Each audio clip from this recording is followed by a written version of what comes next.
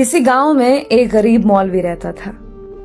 वो उस छोटे से गांव की इकलौती मस्जिद का इमाम था और नमाज के अलावा गांव के बच्चों को कुरान भी पढ़ाता था, जबकि उसकी बीवी गांव की बच्चियों को मदरसा पढ़ाती थी, जिससे उनका गुजर बसर हो जाता था। उनकी एक ही बेटी थी जो कि बहुत खूबसूरत थी।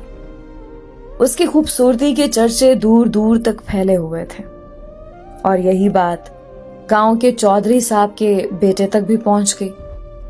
उसने मौके की तलाश शुरू कर दी कि किसी तरह एक बार उस हसीन लड़की को देख ले। आखिर वो है क्या भला? एक दिन वो मौलवी साहब के घर चला गया कि कुछ न्याज वगैरह देने के बहाने मौलवी की बेटी का दीदार हो जाएगा, और इस तरह वो अपने मकसद में कामयाब हो गया। जब इमाम साहब मस्जिद में नमाज पढ़ा रहे थे तो उसने दरवाजे पर दस्तक दी और मौलवी की बेटी की आवाज आई। कौन? उसने कहा कि उसके पास कुछ सामान है जो चौधरी साहब ने भेजा है, वो ले लें। लड़की ने कहा कि आप दरवाजे में रख दें, मैं उठा लूंगी। उसने सामान रखा और वहीं इंतजार करने लगा। जब लड़की ने समझा कि सामान रखने वाला चला गया है तो उसने सामान उठाने के लिए दरवाजा खोला तो उस लड़के ने उसे देख लिया। देखा ही नहीं बल्कि उस पर आशिक हो गया और वहीं अपना दिल दे बैठा। लड़का घर आया और जिद पकड़ ली कि उसने शादी करनी है तो मौलवी की बेटी से ही करनी है। चौधरी साहब इस रिश्ते के हक में नहीं थे। उन्होंने बेटे से कहा कि मैं जाकर मौलवी साहब से बात करता हूं। चौधरी साहब आए और मौलवी से कहा कि मेरा बेटा शराब पीता है, जुआ खेलता है और हर बुराई है उसमें। मैं अपने बेटे के लिए आपकी बेटी का रिश्ता मांगने आया हूं। अगर आप इनकार करेंगे तो मैं हंसी खुशी चला जाऊंगा। ये ना सोचना कि मेरी नाराजगी आपकी जिंदगी में कोई खलल डालेगी। अब जाहिर सी बात है, मौलवी साहब ने इनकार ही करना था। चौधरी साहब घर गए और बेटे से कहा कि मौलवी ने इनकार कर दिया है और अब दोबारा कभी उसकी गली में नजर ना आना। लेकिन लड़के को बहुत गुस्सा आया। इतनी दौलत, इज्जत और शोहरत के बावजूद मौलवी ने रिश्ता कैसे ठुकरा दिया? मैं जरूर इंतकाम लूंगा। और उसने दिल में इंतकाम की ठान ली। इधर मौलवी साहब की बेटी बीमार हो गई और उसके पेट में दर्द शुरू हो गया। पहले तो वो घरेलू टोटकों से इलाज करते रहे, लेकिन जब बेटी का पेट फूलने लगा तो वो गांव के वाहिद हकीम के पास चले गए। उस वक्त अल्ट्रासाउंड वगैरह और जदीद आलात तो थे नहीं, लिहाजा हकीम साहब ने बच्ची की नब्ज चेक की, पेट दर्द की शिद्दत का जांचते हुए बताया कि आपकी बेटी हामला है। मौलवी के घर में तो जैसे कोहराम मच गया, एक कयामत आन पड़ी। मौलवी ने बेटी को बहुत मारा पीटा कि किसके साथ मुंह काला कर आई है, किसका बच्चा है तेरे पेट में। एक दो बार उसे कत्ल करना भी चाहा, लेकिन मैं बीच में आ गई। उसे यकीन था कि उसकी बेटी बेगुनाह है। वहां उनकी बेटी भी इस इम्तिहान पर अल्लाह से उम्मीद लगाकर बैठ गई कि अब कोई मौजज़ा ही उसे इस नाकर्दा गुनाह से निकाल सकता है। उधर चौधरी के बेटे ने जब 2-3 बार मौलवी को बेटी के हमरा हकीम के पास जाता देखा तो हकीम के पास चला गया। थोड़ी सी रकम अदा की तो हकीम ने सारी बात उगल दी।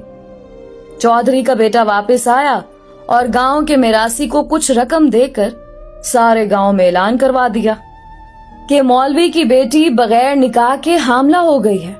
गांव की औरतें मौलवी के घर आने लगीं और पूछने लगीं कि ऐसा क्या हो गया है कि बेटी को ये गुनाह करना पड़ा, उसकी शादी क्यों ना करवा दी, किसके साथ मुंह काला किया। गर्ज जितने मुंह उतनी बातें।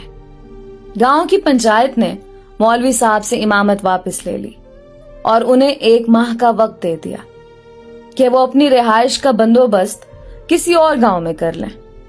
गांव वालों ने भी अपनी बच्चियों को मौलवी की बीवी के पास भेजना छोड़ दिया। हर तरफ से मौलवी साहब परेशानियों में घेरे जा चुके थे। उन्हें कोई रास्ता दिखाई नहीं दे रहा था। एक दिन वो परेशानी के आलम में बैठे थे कि दरवाजे पर दस्तक हुई। जाकर दरवाजा खोला तो सामने एक खूबरू नौजवान खड़ा था। अंदर आने की इजाजत तलब की तो मौलवी साहब परेशानी के आलम में कुछ सोचने लगे।